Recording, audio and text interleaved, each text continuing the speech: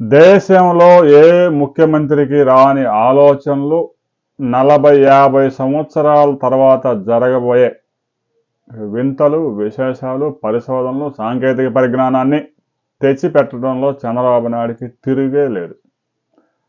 95లోనే IT గురించి మాట్లాడినప్పుడు చాలామంది ఎగతాళి చేశారు. Y2K ప్రాబ్లం వచ్చింది, ఇంకా ఆ తర్వాత ఈ ఐటీ ఉండదు, సాఫ్ట్వేర్ ఉండదు, ఏముండదు, చంద్రబాబు నాయుడు అంతా హైటెక్ సిటీ అంటున్నాడు, ఐటీ అంటున్నాడు, 2020 అంటున్నాడు, 30 లక్షల కోట్ల పెట్టుబడి అంటున్నాడు, 20 లక్షల ఉద్యోగాలు అంటున్నాడు, ఇవన్నీ జరిగాయని చాలామంది గేల్ చేశారు. తిరిగి చివరికి 2024 వస్తే హైదరాబాదు దేశంలోనే టాప్ 5 నగరాల్లో ఒక నగరంగా ఎదగటంతో పాటు దేశంలో అత్యధిక తలసరి ఆదాయం కలిగిన నగరాల్లో ఒక నగరంగా ఉంది. 5 లక్షల మంది ఐటీ ఎంప్లాయీస్, 10 లక్షల మంది ITES ఎంప్లాయీస్కి ఉపాధి దొరుకుతూ ఉంది. ఈ కథంతా ఎందుకంటే భారతదేశంలో ఇంతవరకు ఏ రాష్ట్రం చొరవ చూపని విధంగా విద్యుత్ రంగంలో పరిశోధనలు చేసేందుకు ఆంధ్రప్రదేశ్లో ఒక యూనివర్సిటీ రాబోతా ఉంది. అది ఎక్కడ వస్తుంది ఏంటి అనే దాని మీద కొంత క్లారిటీ రావాలి.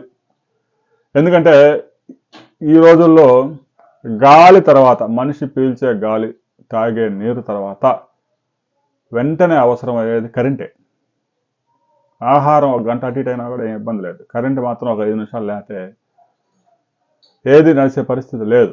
అందువల్ల ఆ రంగంలో అనేక పరిశోధనలు జరగాల్సి ఉంది. ఏదో దేశంలో పరిశోధనలు చేస్తే అవి భారతదేశాన్ని తీసుకురావడానికి చాలా సమయం పడుతుంది. కాబట్టి విద్యుత్ రంగంలో పరిశోధనల ఆవశ్యకతను గుర్తించిన ఒక చీఫ్ ఇంజనీర్ ముఖ్యమంత్రి గారితో విషయాన్ని చెప్పారట. భారతదేశంలో ఎక్కడ కూడా విద్యుత్ రంగంలో పరిశోధనలు చేయడానికి యూనివర్సిటీ లేదు, మనం ఎందుకు పెట్టకూడదు అని చెప్పారో లేదో వెంటనే ప్రకటించాడు, మనం పెడదాం, ఆ యూనివర్సిటీని మనమే పెడదాం, కేంద్ర ప్రభుత్వ సహకారం కూడా తీసుకుందాం, కేంద్ర ప్రభుత్వ రంగ సంస్థల సహకారం కూడా తీసుకుందాం, మెరిట్ స్టూడెంట్స్ని, ఎంటెక్ చేసిన వాళ్ళని, ఐఐటి నుంచి వచ్చిన వాళ్ళని అక్కడ పరిశోధనలు ప్రోత్సహిద్దాం, పెద్ద ఎత్తున వారికి స్కాలర్షిప్లు ఇద్దాం. విద్యుత్ రంగంలో అనేక పరిశోధనలు జరగాల్సి ఉంది, కొత్త ఆవిష్కరణలు రావాల్సి ఉంది.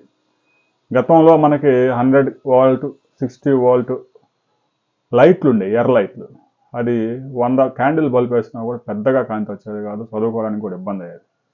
ఎప్పుడైతే ఎల్ఈడీలు వచ్చాయో, సిఎఫ్ఎల్ బల్బులు వచ్చాయో, విద్యుత్ వినియోగం అంటే లైటింగ్ కోసం విద్యుత్ వినియోగం సగానికి తగ్గిపోయింది. ఖర్చు కేవలం ఒక 20 వోల్ట్ ఎల్ఈడి లైట్ వేస్తే గతంలో మనకి 200 వోల్ట్ బల్బుతో సమానంగా కరెంట్ వస్తూ ఉంది.